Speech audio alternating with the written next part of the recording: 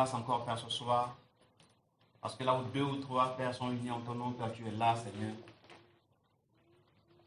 Non, c'est toi qui fais ce miracle d'attirer chacun, Père, ce lieu. Père, c'est ton œuvre. Personne ne peut venir à toi si le Père l'attire, Seigneur. C'est un combat quitter de ce soir pour se déplacer parce que l'ennemi ne veut même pas qu'on vienne dans ta présence écouter la parole, Seigneur. C'est un miracle. Parce que nous avons été façonnés par le monde, mais c'est dans ta présence que tu nous restaures. C'est devant ta parole que tu nous transformes, mon Dieu, mon roi. Louge ton gloire parce que, Père, c'est une opportunité de convaincre, de toucher un cœur. Père, jusqu'à ce que tu reviennes, c'est un combat. Tu as dit que le monde entier est sous la puissance de Lucifer, Jésus, d'où tu nous attires à toi pour nous conseiller, pour nous rassembler. Tu dis que le voleur vient pour disperser, mais toi tu viens pour rassembler, Seigneur Jésus. Nous touche. Au nom de Jésus-Christ de Nazareth, Seigneur, nous prends le plein contrôle de ces moments. Je refuse que ce qui sera dit soit volé à mon frère, ma soeur. Tu es le Dieu de la lumière. Tu es le Dieu qui bénit, qui restaure, qui équipe, qui lave, Seigneur Jésus. Non, viens faire dans ta volonté, mon Dieu, mon roi. Tu as dit que ton œuvre prospère entre tes mains, toi qui as les paroles de la vie. Non, viens communiquer ces paroles à mon frère, à ma soeur, ces paroles d'espoir, paix, de réconfort, de relèvement, de réveil. C'est toi qui les as, ces paroles, mon Dieu, mon roi. Seigneur, viens ouvrir nos yeux, afin que l'on sache combien de fois le monde dans lequel nous sommes est dangereux, Seigneur. Mais que c'est une grâce de t'appartenir de se mettre à part pour ta gloire. Montre à cet homme, cette femme, combien de fois il est dangereux de vivre sans toi. Montre à cet homme, cette femme, Père, qui est régulier à la prière, mais qui pratique le péché, qu'il est dangereux de vivre sans toi, Seigneur Jésus.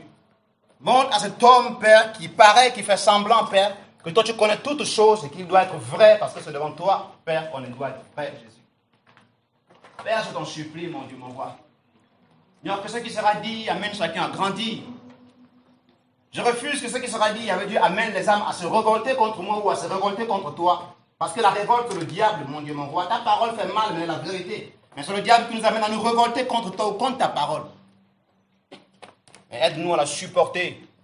Comme tu l'as dit, les disciples l'ont dit. Père, cette parole est difficile. Et ils ont dit, à qui irons-nous? Tu as les paroles de la vie. Et tu as dit, n'est-ce pas moi qui vous a choisi? Non, tu as choisi ces hommes. Ils vont la supporter parce que c'est par ton esprit, Père, qu'on écoute cette parole, Jésus.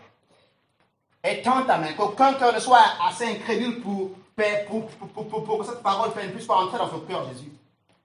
Mais ramollis les cœurs, adoucis les cœurs, dispose les cœurs, prépare les cœurs, Père, à ton avènement, mon Dieu, mon roi. Donc que toute la gloire te revienne. Car tu as dit que lorsqu'on t'aura élevé, personne qui est par là que tu vas toucher, convaincre, restaurer davantage. Donc que ton nom soit élevé, Jésus. Toi qui as payé le prix fort à la croix, les brebis t'appartiennent à toi. Et tu veux que ta parole soit prêchée, mon Dieu, mon roi. Que ton nom soit élevé, toi qui as versé ton sang à la croix pour chacune de nos vies. Seigneur, touche. Seigneur, restaure, délie et délivre, Père. Ouvre encore nos yeux. Que les écailles de Dieu tombent, car Dieu a dit, vous connaîtrez la vérité vous affranchira. La vérité rend libre. Bien que l'on marche, oh Yahweh Dieu, Père, bien que l'on travaille, mais si on n'est pas, Père, avec toi, on est emprisonné. Mais c'est la connaissance de ta volonté, de ta parole qui nous libère. Viens libérer. Viens ouvrir les yeux, Père. Viens mettre encore ces âmes dans ta bergerie. Toi qui es digne de régner encore, mon Dieu, mon roi. Que toute la gloire te revienne. Au nom de Jésus, nous de prier. Amen. Amen. Bonsoir. Bonsoir. Comment allez-vous? Ça va. Moi, c'est le frère Fabrice. Ça va être un peu un échange. Je donnerai un peu des questions posées pour amener à chacun à se réveiller. Il y en a qui ont pris des décisions de suivre Jésus. Mais après, tout de suite, on est retourné dans le monde, dans ce qu'on a vomi. Il faut qu'on comprenne. Il faudrait qu'on s'intéresse. C'est parce que j'ai compris et que je m'intéresse que quelque chose ce qui va arriver, je vais demeurer. Et si on vient parce qu'on m'a dit va et que je ne comprends pas pourquoi on me dit va, je ne peux pas comprendre. On peut m'inviter. Maintenant, je vais prier Dieu pour que, il faut que Dieu m'explique, me dise pourquoi réellement je suis là. On m'a invité. Non, on me parle de quoi? On m'a invité pourquoi? Qu'est-ce que je dois connaître? Qu'est-ce que je dois comprendre? Voici des questions qu'on doit se poser.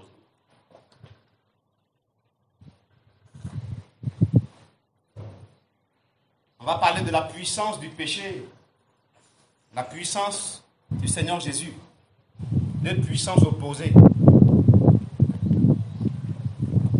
Je disais, on va parler de la puissance du péché et la puissance de Jésus-Christ. La puissance du péché, du monde des ténèbres et la puissance de Christ Jésus, qui est au-dessus de la puissance du péché, parce qu'il a vaincu le péché. On n'est pas neutre avec Jésus. Soit on est avec le diable, soit on est avec Jésus. Même si on n'a jamais dit consciemment que je suis avec le diable, mais par ses actes, on est avec le diable. Il y en a qui signent un pacte avec le diable consciemment. Moi, je vais travailler avec toi. Il y en a qui, par leurs actes, ils n'ont jamais signé un pacte avec le diable, mais par leurs actes, par ce qu'ils font, par ce qu'ils disent, par leurs pensées, ils sont enfants du diable.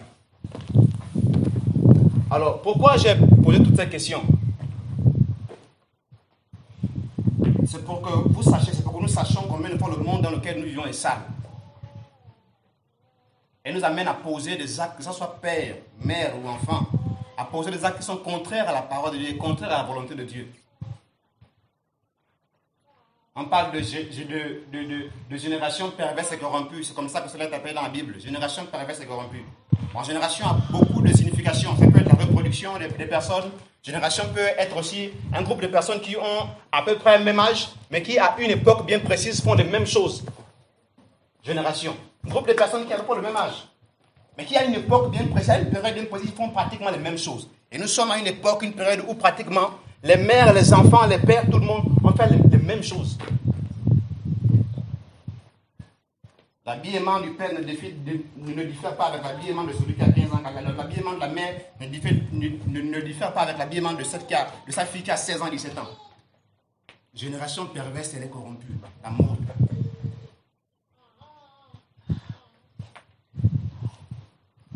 Éphésiens 6, plutôt 1 Corinthiens 6.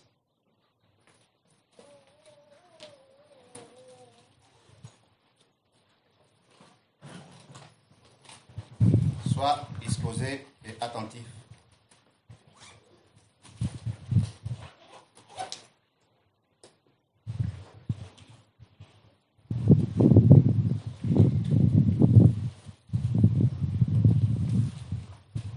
Je vais lire. Et ce qui va être dit là, c'est ce que nous avons besoin d'entendre, mais qui est moins prêché, parce que ça dérange.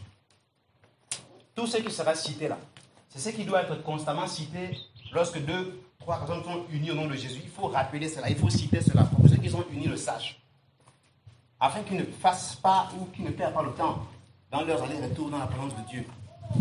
Donc 1 Corinthiens 6 à partir du verset 9, c'est une question qu'on nous pose. Ne savez-vous pas que les injustes n'hériteront pas le royaume de Dieu? La question est posée. L'apôtre Paul, un modèle, il a imité Christ. Il veut qu'on l'imite parce que lui-même il a imité Christ. Il nous pose la question, c'est à l'église. Ne savez-vous pas que les injustes n'hériteront pas le royaume de Dieu?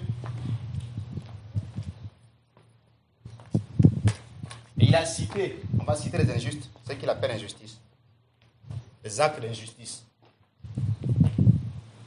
Ne savons-nous pas que ceux qui sont injustes, ne savons-nous pas que ceux qui viennent dans la présence de Dieu, qui écoutent la parole de Dieu, mais qui décident d'aller dans le péché, n'hériteront pas le royaume de Dieu? On va ajouter au fur et à mesure, la liste est longue. Ne savons-nous pas que après avoir été baptisé du baptême d'eau, tu as écouté l'évangile véritable, on t'a plongé dans l'eau, mais tu continues à pratiquer le péché, ne sais-tu pas que tu n'hériterais pas le royaume de Dieu?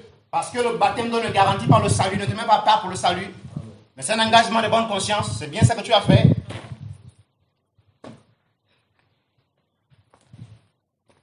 Ne savons-nous pas que les personnes qui, après avoir écouté la parole de Dieu, continuent à garder le cœur rempli de la colère, le mépris, les mauvais regards envers son prochain, son père, sa mère, ne savons-nous pas que ce type de personnes n'hériteront pas le royaume de Dieu? Bien qu'ils sont constants dans la présence de Dieu, c'est-à-dire dans la prière, ils prient. Ils font de longues distances comme ce soir, ils reçoivent l'évangile, mais ils n'obéissent pas. Ne savons-nous pas que ce type de personnes n'hériteront pas le royaume de Dieu?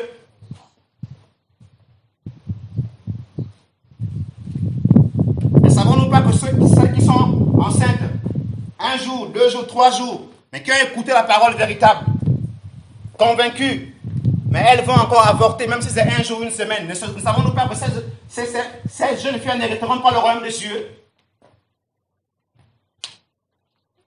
Ne savons-nous pas que celui qui a avoué 9 péchés sur 10 et qu'il reste juste un péché, il le cache? Ne savons-nous pas qu'ils n'hériteront pas le royaume des cieux? Ils n'hériteront pas le royaume des cieux.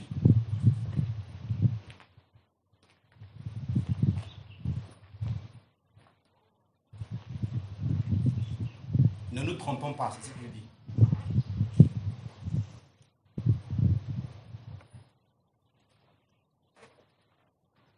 Ne savez-vous pas que les justes n'hériteront pas le royaume de Dieu? Ne vous y trompez pas. Ni les débauchés, ni les idolâtres, ni les adultères, ni les efféminés, ni les homosexuels, ni les voleurs, ni les cupides, ceux qui aiment l'argent, ni les ivrognes, l'alcool, le vin, ni les outrageux, ni les ravisseurs, les voleurs, ni n'hériteront le royaume de Dieu. Il y a plein de choses. Ne savez-vous pas que les personnes qui sont en Christ, ils ont écouté l'évangile véritable? Jésus-Christ dit qu'il guérit, rien de lui est impossible, ils ont même confessé cela. Mais lorsqu'il y a une situation, on court vers l'Indanga. Ne savez-vous pas que ces hommes n'hériteront pas le royaume de Dieu à cause de ça?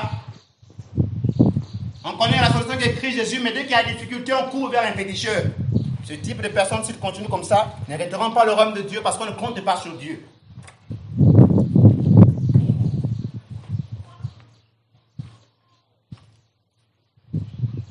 Verset 11.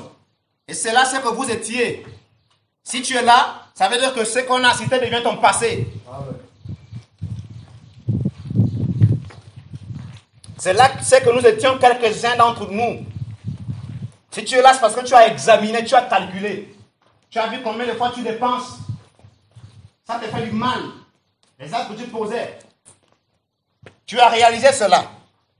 Si tu es là, c'est parce qu'on t'a parlé. Tu ne savais pas, mais quelqu'un t'a parlé de Jésus et t'a mené à comprendre. Et tu as compris ce que la personne voulait dire. C'est la raison pour laquelle tu reviens à la raison.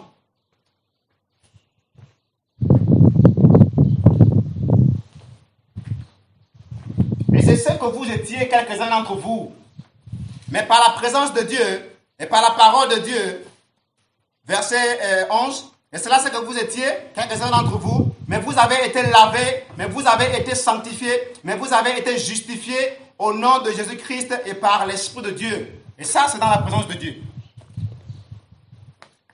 Ça, c'est quand on dit assez, je ne veux plus. Et on vient dans la présence de Dieu. On reçoit la parole de Dieu et il nous lave. La parole de Dieu, elle est suffisante pour sanctifier, pour laver, pour consoler. C'est un remède efficace. Elle ne faillit pas. Elle ne choue pas.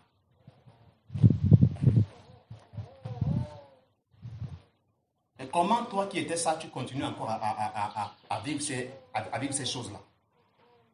Tu sais comment tu t'es repenti ce jour-là. Tu sais ce que tu as dit à Dieu. Tu sais le vœu que tu as fait devant Dieu. Mais comment tu te retrouves dans la cigarette? Comment tu te retrouves encore dans les boîtes de nuit, enfant de Dieu? Toi qui es censé être modèle. Et à cause de Dieu, à cause de toi, le nom de Dieu est blasphémé à cause de moi. Toi qui as dit que tu ne veux plus fumer. Non, c'est plus fort que moi. Non. Toi qui continues à avoir de la colère, la haine envers ton prochain. Toi qui as du mal à libérer ton cœur. Toi qui t'emprisonnes toi-même. Parce que tu as la haine envers ton prochain. Tu te fais non seulement du mal à toi, mais aussi à l'autre. Une fois que tu libères ton cœur vis-à-vis de l'autre, tu te libères aussi vis-à-vis de Dieu.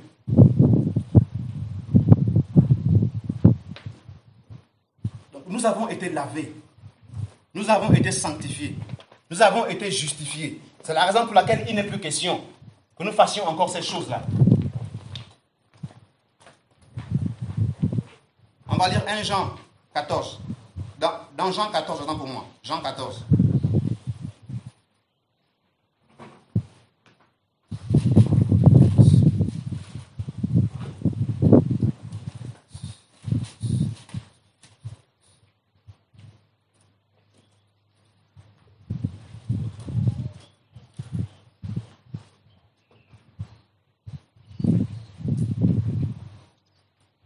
Jean 14 à partir du verset 1er. Que votre cœur ne se trouble point, croyez en Dieu et croyez en moi. Plusieurs choses peuvent troubler le cœur de l'homme. Les épreuves, les persécutions. Mais ici, la convoitise. Ils sont troublés parce qu'ils n'arrivent pas à voir ce qu'ils ont vu l'autre avoir. Il y en a qui sont troublés à cause de la convoitise. Il veut à tout prix avoir ce que l'autre a. Et ça le trouble, ça le choque, parce qu'il n'a pas cette chose-là. Mais notre Dieu ne veut pas qu'on soit troublé. Dans les épreuves, dans les persécutions, dans les manquements, il ne veut pas qu'on soit troublé, qu'on soit inquiet. Donc, verset 14. Que votre cœur ne se trouble point. Croyez en Dieu et croyez en moi. On parle de la puissance du péché. Et là, je suis en train de lire les promesses de Dieu. Jésus nous a promis plusieurs choses. C'est ce que je lis actuellement dans Jean, verset 14. Et on a cité plusieurs choses qui font partie des œuvres des ténèbres. On est en train d'expliquer, il y a deux mondes. Il y a le monde de lumière et le monde des ténèbres. Et beaucoup se plaisent dans le monde des ténèbres. Mais Jésus-Christ, par sa parole, veut nous amener à changer de monde. Quitter ce monde de ténèbres parce qu'il n'est pas ton monde et aller dans le monde de lumière, ce qui est celui de Christ, là où tu dois être. Donc, verset Jean 14, que votre cœur ne se trouble point. Croyez en Dieu et croyez en moi. Verset 2, il y a plusieurs demeures dans la maison de mon Père. Si cela n'était pas, je ne vous l'aurais pas dit. Je vais vous préparer une place. Notre Dieu veut que l'on croie en lui. Jésus-Christ est mort et il est parti nous préparer une place. Il reviendra. Il y a un problème. C'est que le monde est dans l'église. Il y a un problème, c'est qu'on ne s'intéresse pas aux promesses de Dieu. Il y a un problème, c'est qu'on écoute la parole de Dieu, mais on n'a pas d'intimité avec Dieu. On ne garde pas cette parole au fond de nous. Mais Dieu dit qu'il est parti, nous préparer une place. Ça, c'est une promesse de Dieu, Jésus. Il part, il est mort et il est ressuscité. Il nous envoie le Saint-Esprit. Mais il va nous préparer une place. Donc, ce n'est pas une perte de temps venir chaque matin. Se laver, venir ou bien être devant sa Bible à la maison, se réveiller à 3h, 4h, méditer, ce n'est pas une perte de temps. C'est avec espoir qu'on doit le faire. Donc, verset 14. Il y a plusieurs demeures dans la maison. Jean 14, verset 2. Il y a plusieurs demeures dans la maison de mon Père. Si cela n'était pas, je vous l'aurais dit. Je vais vous préparer une place. 3. Et lorsque je m'en serai allé et que je vous aurai préparé une place, je reviendrai et je vous prendrai avec moi, afin que là où je suis, vous y soyez aussi. Le souhait de Dieu, le désir de Dieu est que là où il est, tu sois aussi. Parce que la vie est en lui. Sans la présence de Dieu, il n'y a pas de vie. Mais notre Dieu part, il revient, afin que là où nous soyons aussi. Parce que là où est l'Esprit de Dieu, là il y a la vie. Là où Jésus-Christ y est la vie.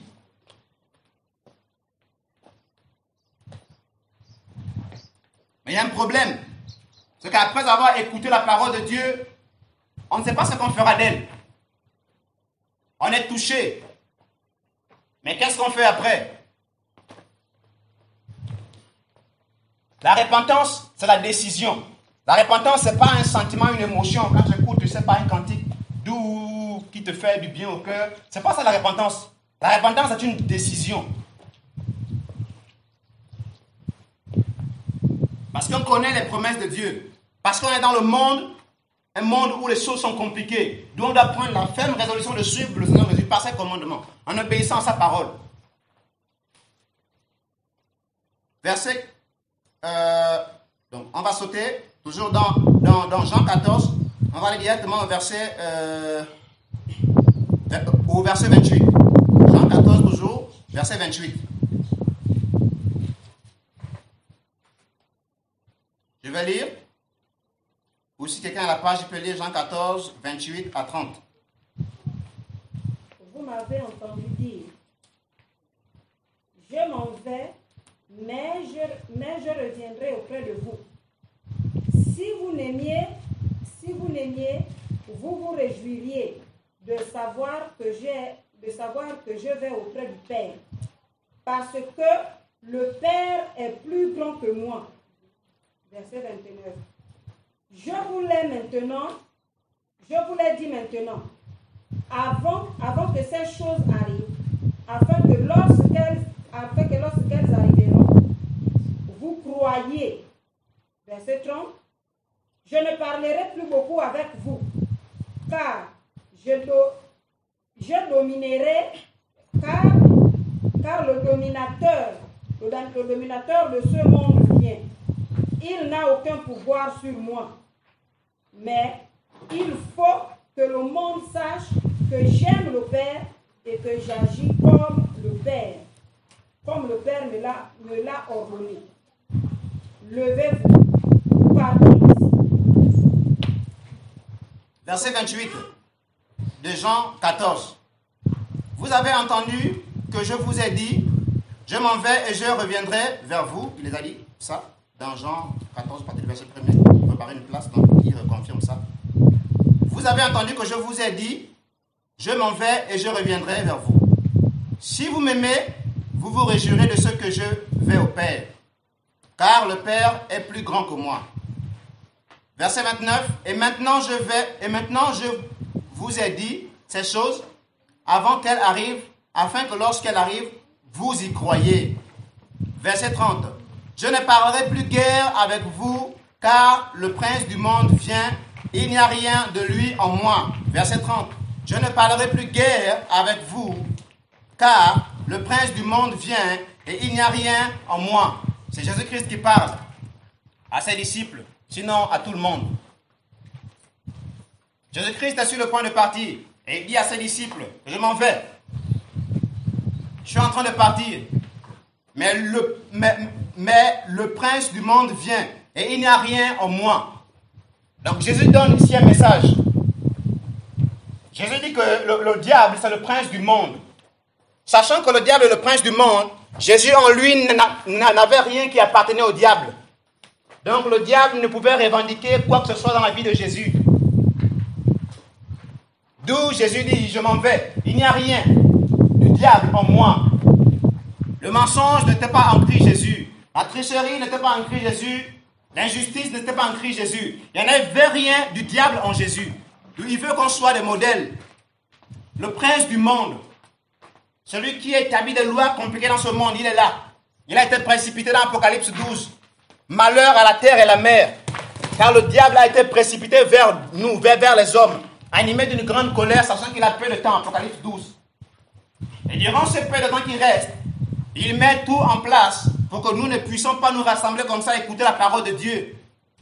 Durant le peu de temps qui reste au diable, il veille à ce qu'il y ait plusieurs bars. Il veille à ce qu'il y ait plusieurs boîtes de nuit. Il veille à ce qu'il y ait de la mode, afin qu'on ne fasse pas attention à la parole de Dieu. Durant le temps qu'il reste à vivre, il s'arrange à ce que l'homme ait juste la Bible, qu'il le mette à son chevet, mais qu'il ne comprenne pas les profondeurs qui sont à l'intérieur. Donc, il y en a qui ont la Bible, pour lui ce qui lui plaît c'est avoir la Bible et puis met à son chevet, sur son matelas. Il dit que ça le protège. En aucun cas. La protection c'est parce que j'ai cru en sa parole et je la garde en moi.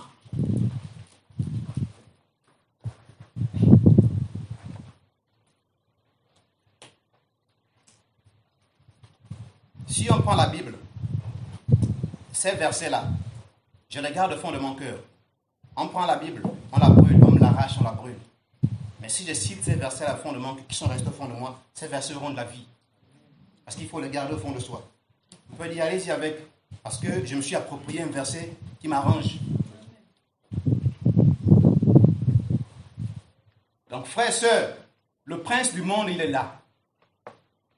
Mais l'Église est en train de se conformer au monde. Le prince du monde, il est là. Mais tu as dit non au prince du monde. Et tu as commencé à écouter la parole de Dieu. Mais sauf que tu es en train de te laisser distraire par la mauvaise compagnie. Le prince du monde est là. Mais tu as dit au prince du monde que je ne vais plus me conformer à ce que tu fais. Comme dans Romains 12. Qu'on ne doit plus se conformer au siècle présent. On doit être renouvelé. Dieu veut qu'on soit renouvelé. Qu'on ne se conforme plus. Les autres le font, mais moi je ne le fais pas. Mais il y en a qui disent, bon, comme tous les autres font, nous aussi on doit faire. Comme je suis seul qui n'arrive pas à le faire. Si 10 personnes ont opté pour telle chose, ça veut dire que c'est la vérité. Comment moi seul je vais m'opposer comment? Ça veut dire que donc, je suis obligé de plonger dans les listes faux. Les listes peuvent être à côté.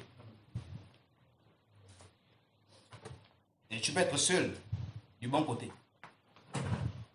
Si tu sais en qui tu as cru.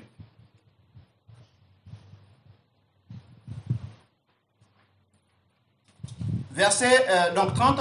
Je ne parlerai plus guère avec vous, car le prince du monde vient. Il n'y a rien de lui en moi. Il faut veiller. Il faut veiller.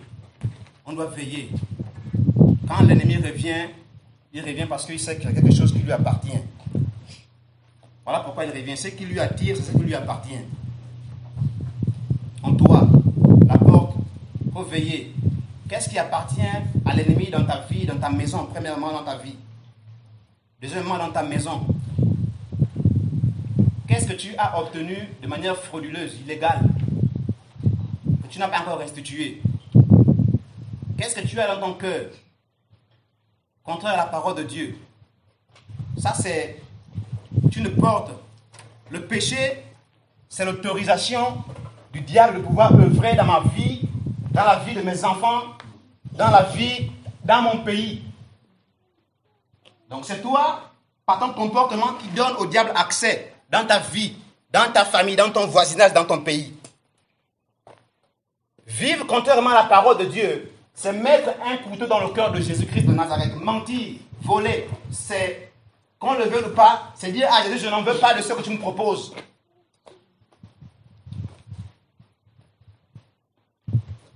C'est ça le péché. Satan exerce. Fais ce que tu veux.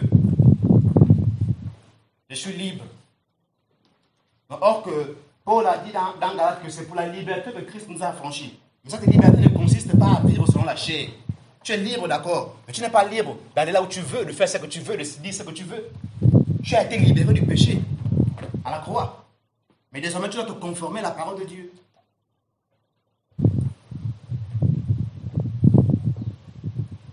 Verset 31. Mais afin que le monde sache que j'aime le Père et que j'agis selon l'ordre que le Père m'a donné, levez-vous, partons d'ici. Donc, verset 31. Mais afin que le monde sache que j'agis selon que j'aime le Père. Afin que le monde sache que j'aime le Père et que j'agisse selon l'ordre du Père. Ça, c'est le raisonnement, le langage qu'on doit voir. Chacun pour sa part, les chrétiens. Dire au monde que désormais, je ne peux plus agir selon toi. Je dois agir selon le Père. Jésus-Christ a dit qu'il n'y a rien du diable en moi. Parce que désormais, je vis selon les principes de mon Père. Jésus-Christ et le Père étaient un.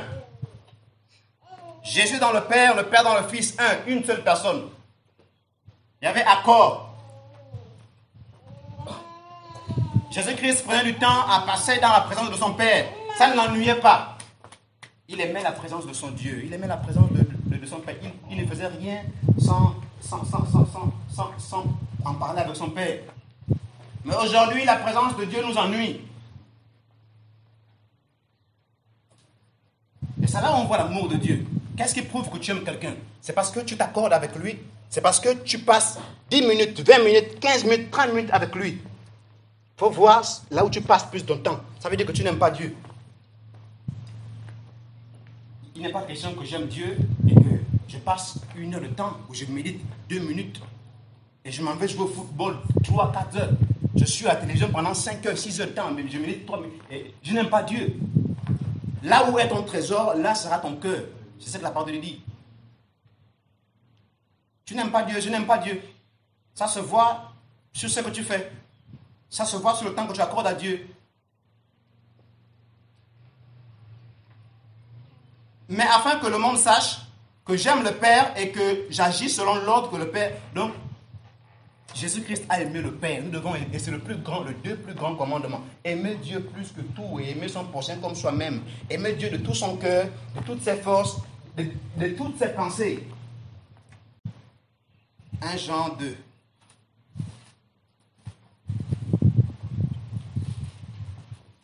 Si quelqu'un a la page, je peux lire. 1 Jean 2, 15, ainsi de suite. N'aimez pas le monde, ni rien de ce qui appartient au monde. Si quelqu'un aime le monde, il ne lui est plus possible d'aimer le Père. En effet, voici ce qui appartient au monde. La volonté de satisfaire ses propres désirs ou de posséder ce que l'on voit. Ainsi que l'orgueil fondé sur le bien terrestre. Eh bien, tout cela vient non pas du Père, mais du monde. Verset 17. le monde est en train de passer, ainsi que tout ce que l'on y trouve à désirer. Mais celui qui fait la volonté de Dieu vit pour toujours. 15 de 1 Jean 2. N'aimez point le monde, ni les choses qui sont dans le monde. Si quelqu'un aime le monde, l'amour du Père n'est point en lui. Le monde a beaucoup de significations. Le monde a beaucoup de définitions. Alors on va juste prendre deux. Le monde, c'est tout ce qu'on voit. Les hommes avec tout ce qui est. Le monde aussi, c'est ce système mis en place par le diable pour éloigner les âmes de Dieu. Le monde. Beaucoup de choses sont mises en place par le monde, par la politique, par l'État, pour éloigner le peuple de Dieu. Et notre Dieu nous demande de ne pas aimer le monde, ni les choses qui sont dans le monde. Car, verset 16, car tout ce qui est dans le monde, on cite le monde. Dans le monde. Dans le monde, en fait, ce sont les défis, il y a la convoitise de la chair. Or qu'on ne peut plus vivre selon la chair étant dans le monde, parce que la chair ne veut même pas se soumettre à la volonté de Dieu. Donc dans le monde, la chair convoite beaucoup de choses. La convoitise de la chair, la convoitise des yeux. J'ai vu, il faudrait que j'agisse. L'orgueil de la vie, la fierté de soi, ne viennent point du Père, mais du monde. Et le monde passe, et sa convoitise aussi. Mais celui qui fait la volonté de Dieu demeure éternellement. Je vais relire à partir du verset 15 encore en bas. Il y a quelque chose qui m'a échappé. N'aimez point le monde, ni les choses qui sont dans le monde. Si quelqu'un aime le monde, voici, voilà, l'amour du Père n'est point en lui. Si je dis que j'aime le monde, comment savoir que j'aime le monde? Mais selon le temps que je passe dans la présence de Dieu. Je passe moins de temps dans la présence de Dieu et plus de temps je passe plus de temps à vaquer sur des choses qui ne sont même pas utiles. Ça veut dire que j'aime le monde. Et si je passe plus de temps en dehors de la présence de Dieu, en dehors de la parole de Dieu, ça veut dire que je n'aime pas Dieu. Donc l'amour de Dieu se fait ressentir sur le temps que j'accorde à Dieu. L'amour de Dieu se voit sur les résolutions que je prends pour la gloire de Dieu. L'amour de Dieu, c'est toutes ces choses-là. Comment savoir que tu aimes Dieu? Pas besoin que ton cœur batte. Des émotions, des sentiments, c'est pas non. L'amour de Dieu, c'est un amour sacrificiel. Amour divin. Il y a 3 types d'amour. Il y a l'amour que le père a avec la mère, l'amour que la mère a avec les enfants, l'amour filial et l'amour agapé, l'amour de Dieu que Dieu lui communique. Cet amour-là n'est pas sur les sentiments ou les émotions. C'est un amour qui fait violence, qui se sacrifie, qui se sépare, qui dit non au mal, qui dit non au péché.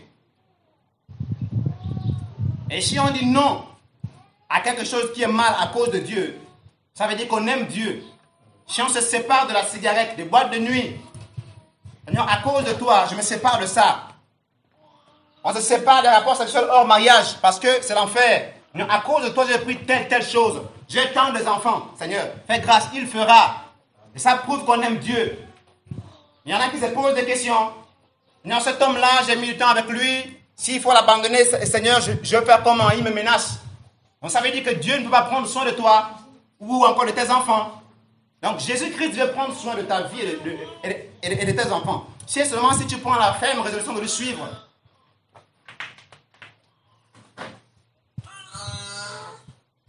Donc l'amour de Dieu se fait voir par les actes que l'on pose, qui sont conformes à sa parole. On va terminer dans Luc 11.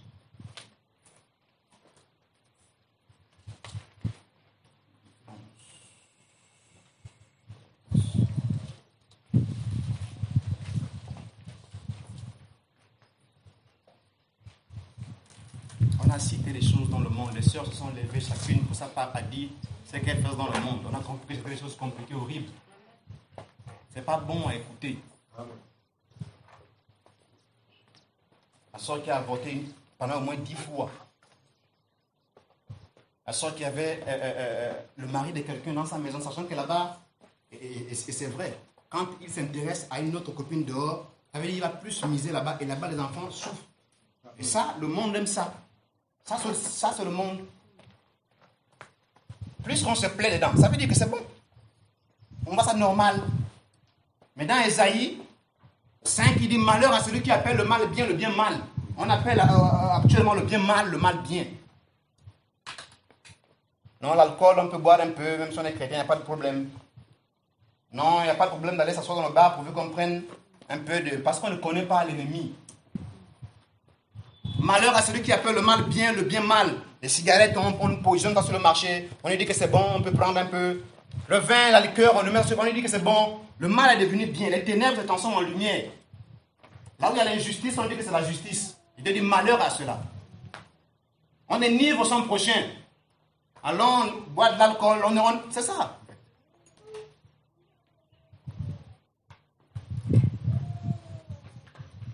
Donc, je disais Luc 11, verset 24. Je vais lire. Luc 11, verset 24. Lorsque l'esprit impur est sorti d'un homme, il s'en va dans les lieux arides. Je reprends. Lorsque l'esprit impur est sorti d'un homme, il s'en va dans les lieux arides. Bon, ce n'est pas seulement l'esprit. Il y a plusieurs choses qui peuvent sortir d'un homme. Mais qu'est-ce qui fait que l'esprit sort d'un homme? C'est la présence de Dieu qui fait que l'esprit décide de quitter tel corps. Qu'est-ce qui fait que les chaînes décident de lâcher prise dans la vie de telle personne? C'est parce que cette personne-là s'est déplacée quelque part à écouter la parole de Dieu. Un esprit de Dieu sort d'un corps, pourquoi? Un esprit malin, autant pour moi, sort d'un corps, pourquoi? Parce qu'il était dans la présence de Dieu. Dans Luc 8, un démon de Gadara, Jésus passe par là, un homme qui vivait dans les tombeaux, compliqué. Jésus passe sur la personne, Jésus commence à se plaindre, à se lamenter. La présence de Dieu est compliquée en fait. L'ennemi ne supporte pas la présence de Dieu. Donc lorsqu'un esprit impur sort d'un homme, parce qu'il ne supporte pas la puissance et la présence de Dieu, il s'en va dans les lieux arides pour chercher du repos. On a dit que ce n'est pas seulement l'esprit de Dieu qui sort. Et on a les choses compliquées. Ce n'est pas seulement l'esprit du malin qui sort. Seigneur, aide-moi. On a plein de choses compliquées dans nos familles. Pas besoin de tressaillir pour savoir que non, là, un esprit malin est sorti de toi. Non. L'écoute seulement. Tu es disposé à écouter la parole de Dieu, quelque chose se passe. Alléluia. Tu es attentif. Tu crois que ce qui se dit là, c'est la vérité. Quelque chose se passe dans ta vie.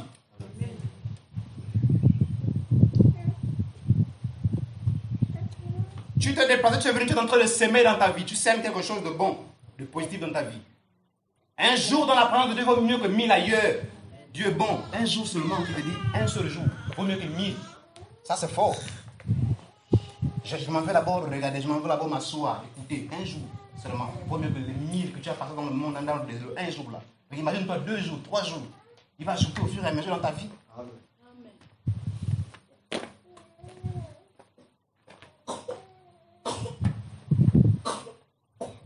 Donc lorsqu'un esprit impur est sorti d'un homme, il va dans les lieux arides pour chercher du repos. Et n'en trouvant point, il dit, je retournerai dans ma maison d'où je suis sorti. Verset 25. Et quand il arrive, il trouve quand il arrive, verset 25, il la trouve balayée, ornée. Il a été chassé parce que la parole de Dieu a été prêchée. L'esprit du malin, il n'a pas supporté. Il a reconnu que Jésus-Christ est Seigneur. Il est temps qu'il parle de ce corps-là. Maintenant, il va partir dans les lieux arides. Et qu'est-ce qui se passe? Le corps de la personne devient balayé, propre, tranquille. Bien, il faut maintenant que autre chose remplace. Donc, ils vont partir. Ça peut être 5 esprits, ça peut être 10, ça peut être 20, ça peut être 200. Ils vont partir. Et la maison sera vide. Mais malheureusement, il y a des gens qui laissent cette maison-là vide. Parce que s'ils reviennent, la Bible dit qu'ils vont repartir. Après, ils vont venir voir si la maison est vide. Si rien n'a occupé cette maison. Il y a des gens qui viennent dans la présence de Dieu. Jésus-Christ leur restaure, leur délivre. L'esprit malin quitte le corps. Les chaînes quittent, mais on ne remplace rien. Là où il y avait l'esprit malin, on n'a rien remplacé. Nous, on est la même personne. Après avoir été restauré, délivré, il faut remplacer autre chose. Il y a le Saint-Esprit qui veut s'installer, il y a les enseignements qui doivent te purifier, te sanctifier. Parce que tu as vécu dans le monde des années. Donc, quand un esprit sort du corps, 2, 3 esprits, ils vont chercher, parce qu'ils vont trouver un endroit, notre corps encore disponible. S'ils trouvent qu'il y a un corps qui est disponible, il y a quelque chose qui leur appartient, le manque de pardon, je ne sais pas trop quoi, le vol, la torcherie, ils vont rentrer. Donc ils vont venir. Est-ce que le corps là, où Jésus-Christ nous a chassés, est-ce qu'il est encore disponible?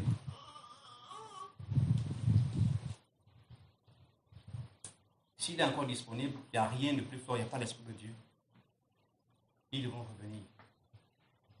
Et la condition de la personne sera pire. Quelque chose se passe, je veux dire encore, il faut que tu sois disposé à écouter la parole de Dieu. Nous sommes dans un monde où le nom de Jésus-Christ, on ne veut même pas en parler. Parce que c'est un nom qui dérange. Et pourtant, ce qu'il nous demande de faire, c'est agréable, c'est bon, honnêtement. Les conseils de Jésus qu'il nous donne, ça nous arrange. Et c'est pour le salut. Et quel problème? Pourquoi ça coince? Pourquoi ça calme? Pourquoi est-ce qu'on doit me supplier? Pour ce qui est pour ma vie.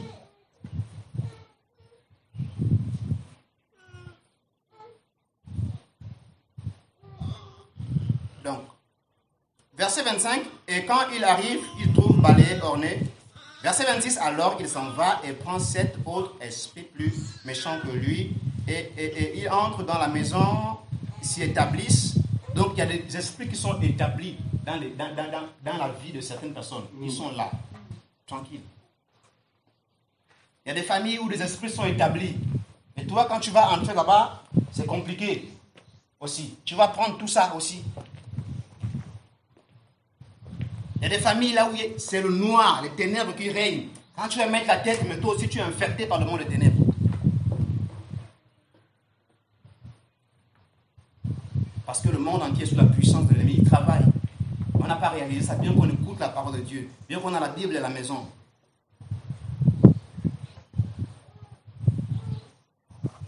Il y a une femme dans la parole de Dieu, dans la Bible.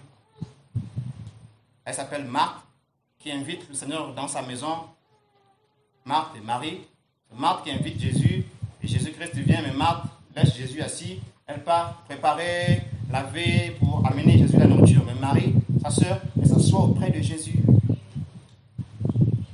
Et Marthe se plaint en disant à Jésus, mais dis à Marie de venir m'aider, servir. Jésus dit non, Marie a choisi la bonne part, être à mes côtés, être à mes pieds. L'affaire des assiettes là, on n'a pas dit qu'on lave les assiettes, mais il y a un temps pour toutes choses. On doit être rangé, on doit avoir un temps pour Dieu.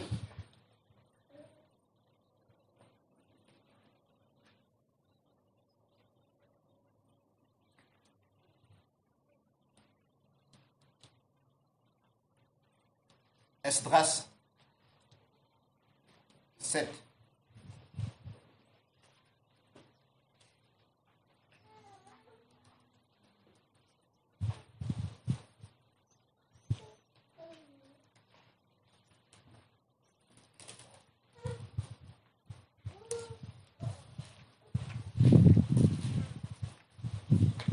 Donc on a Job, après Job. On a Esther, après Esther. On a Néhémie, après Néhémie. On a Esdras. Après 2 Chroniques. Après 2 Chroniques.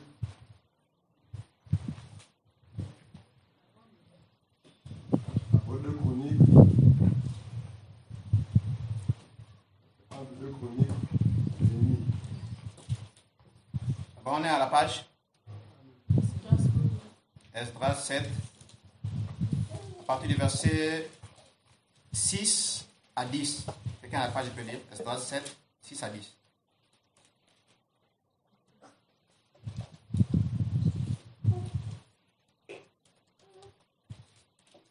Esdras 7, 6 à 10.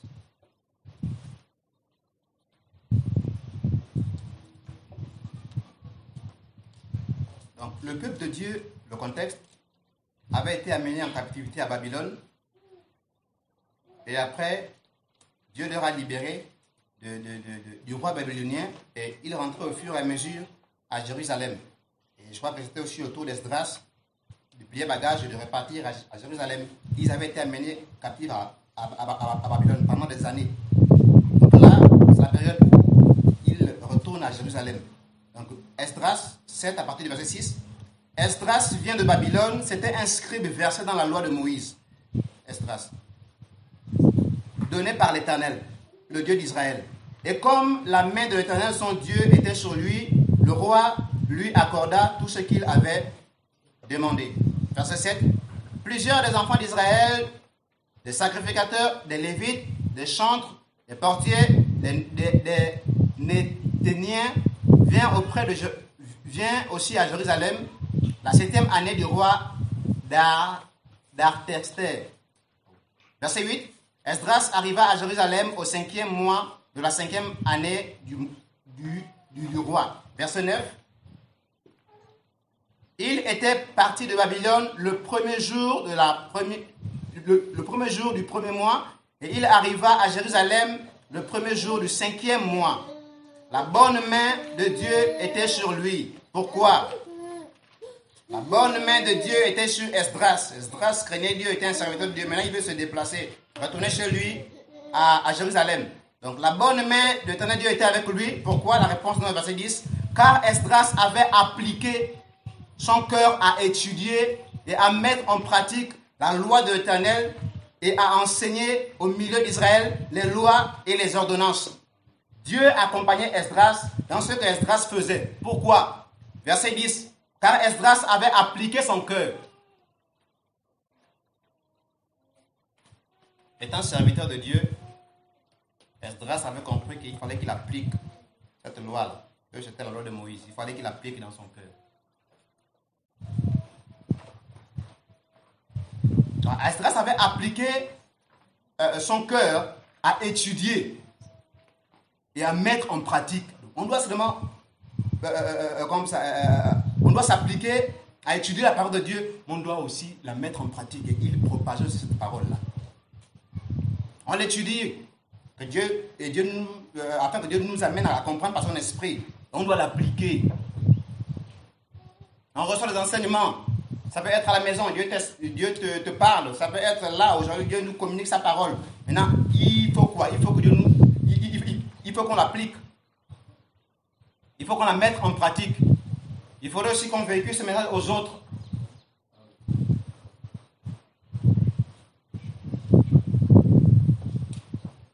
Amen.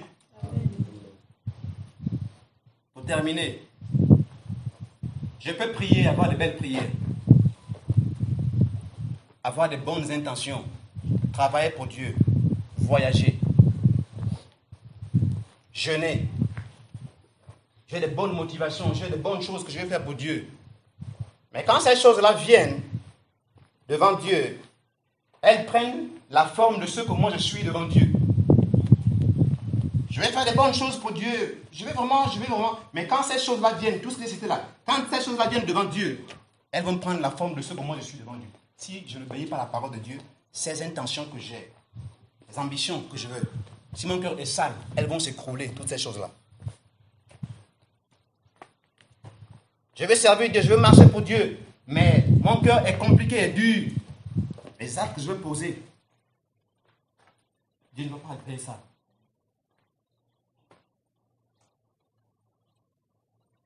Soyons des enfants qui marchent, qui obéissent à la parole de Dieu. Attachons-nous véritablement au Seigneur Jésus. Réalisons et examinons comment c'est qu'il est pour nous. Remarquons comment, rendons-nous compte en fait. Voyons que là, ce qui est autour de nous n'est pas là pour nous arranger, mais plutôt pour nous nuire. Tout ce qui est mis en place aujourd'hui, là, c'est pour nous éloigner de Dieu dans ce monde. C'est pour qu'on soit contre Dieu. Et si on est privé de la présence de Dieu, on va faire comment? On ira. Si Dieu ne t'écoute pas dans ta prière, c'est compliqué, c'est difficile. On a besoin, on veut que Dieu nous exauce. Il dit que ses bontés ne sont pas à leur terme. Il ne se lasse pas de faire du bien, il veut faire du bien. Mais pourquoi ça coince? C'est parce que nos cœurs Parce que ce qu'on reçoit, on ne le met pas en pratique. Parce qu'on n'aime pas Dieu. Et aimer Dieu, c'est se séparer. Il dit, à tes résolutions répondra le succès. Ce ton chantier va briller à la lumière. Parce que tu as pris une décision, une résolution. Dieu met la lumière sur ton chemin. Donc la protection du sang de Christ, la protection, la parole de Dieu, c'est pour les enfants qui obéissent à la parole de Dieu. Le nom de Jésus-Christ, c'est pour ceux qui obéissent, qui ont décidé de marcher avec Dieu, véritablement. Jésus-Christ n'a pas changé, il est le même. Il agit encore, il opère encore, il guérit encore. Il veut travailler, il veut faire plus que ce qu'il a fait, parce qu'il partait vers le Père. Mais il veut des cœurs bien disposés. Que Dieu nous garde. Je vais terminer, je ne sais pas s'il y a une question sur ce qui a été dit. Le monde des ténèbres, la lumière de Christ. On doit sortir du monde des ténèbres pour la lumière de Christ. Ce sera bénéfique pour toi, pour moi, pour mon voisinage, pour ma famille, pour mon pays.